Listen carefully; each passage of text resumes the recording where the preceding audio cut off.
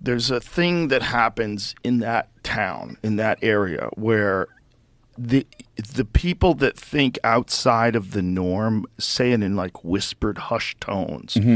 There's a certain ideology that's attached to that city, and it's not logical. It's a kooky, wacky, completely insulated left-wing view of the world, and they enforce it with an iron fist.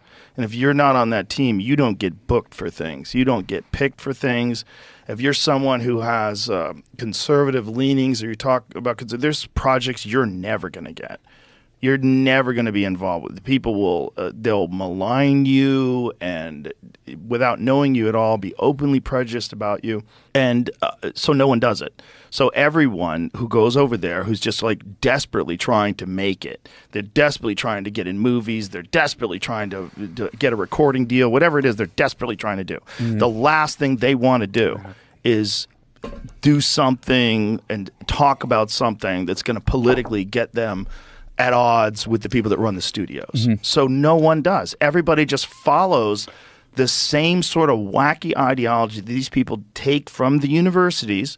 They go straight into working as a PA and straight into working for executives and producers, and all of those people are indoctrinated. They're all in this wild-ass cult of weirdness. And then you have people that move there to try to make it. And these people are just always going on auditions. So they're always like, please choose me, please choose me.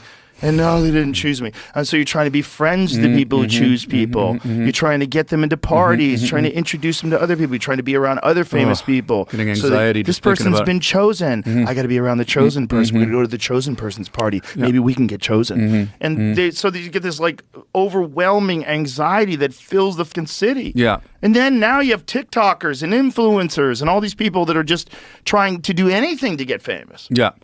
And that the reality stars and all that started it all off, and the fucking Real Housewives and all that wacky shit. You get away from that. You're like, oh, there's real people out there. There's real people. That's a storm of anxiety. And just a hurricane of confusion and Zoloft and wah! And everyone's losing their mind, and everyone's in therapy, and everyone's fucking nuts, and everyone's trans.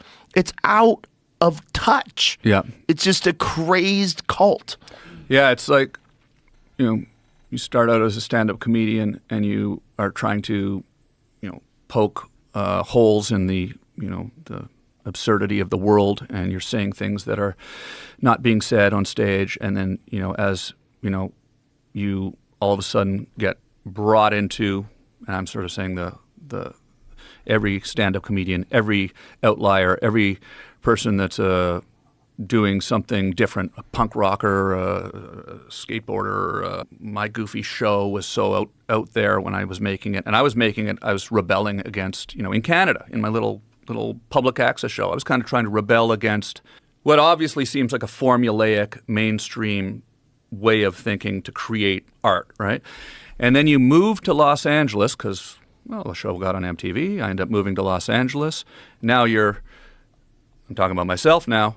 Trans. All of a sudden being asked to go on, the show, the Tonight Show, Saturday Night Live, and you're on these shows.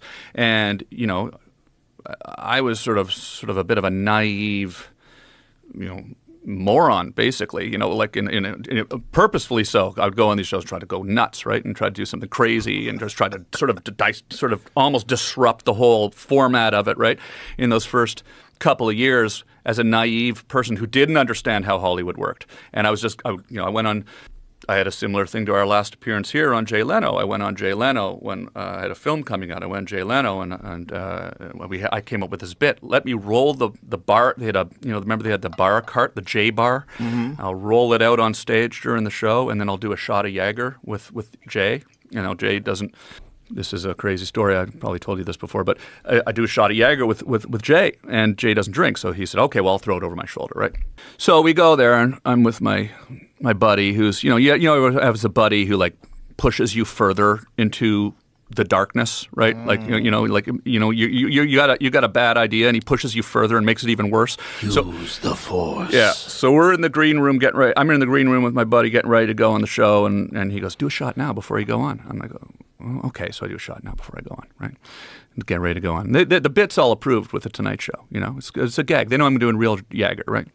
But it wasn't planned that I would do a shot before I go on. He goes, do another shot before you go on. 2 shots. 2 shots. Do another one. So now I walk out, I'm 3 shots in before the show even starts. Oh, boy. You're hammered.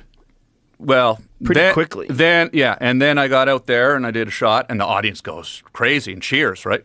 And so then I do another shot, and so I end up doing way too many shots, and it kind of ended up very similarly to our last conversation here, and it was actually pretty hilarious. It was one of those things where, it did get out of control. The next day, there was the New York Post. It had my picture and it said "dead drunk." It was just like one of those things.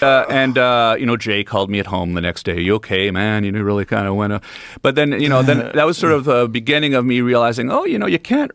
Why Tom Green went on Leno and deliberately got drunk. Yeah, and in hindsight, I go, well, that was kind of the outrageous kind of young version of me that I was doing on the show that made perfect sense to do that for a gag. But then, the naive kid in me didn't understand, well, a lot of people in Hollywood did not understand that and then got mad. And the movie studio. People got mad at you? Well, like the movie studio, I was on promoting a movie and they were like, oh, we don't want you to go any more talk shows for the movie. I'm like, what? It was a joke. It was a joke. And they're not interpreting it as a joke. They're interpreting it as me being kind of out of control. Which, yeah, exactly. But it was a manufactured out of control. I was out of control, but it was planned. It was planned confusion, right? So, but that kind of subtlety didn't really kind of pass the smell test. So then you start to go, oh, geez, I better tone it down a little bit. Better tone it down a little bit because this, and you sort of end up falling into that feeling where all of a sudden you're, like you said, going to an audition or driving out to a meeting and. Or just being a person that you're not. Yeah, exactly. Like if you're hosting a late night talk show and all of a sudden you're this sort of wearing a tie, this odd button down. And trying to make something that they like and fit into their mold and, try to get your own little creative shots off within that mold. But no longer are you actually being purely yourself, right? Right. And you can't. It's not even possible. Then, you end up living there for 20 years, and it becomes normal pretty quickly, right? And then you sort of slowly forget, this is just the way it works, I guess, now. And then eventually, one day you go, I'm getting out of here. And I got to say, when you moved here, it was a bit of a light bulb, I think, for me too. It was inspiring for me because I sort of realized, oh, look at that, Joe's leaving. Because you were always at the Comedy Store, all the clubs. It was a scene in L.A., and you're thinking, wow, like Joe's just going to go do it on his own and just turn his back on this whole infrastructure here. And I was like, yeah, you can do that. You don't have to be here. And it was really inspiring, and it inspired a lot of people.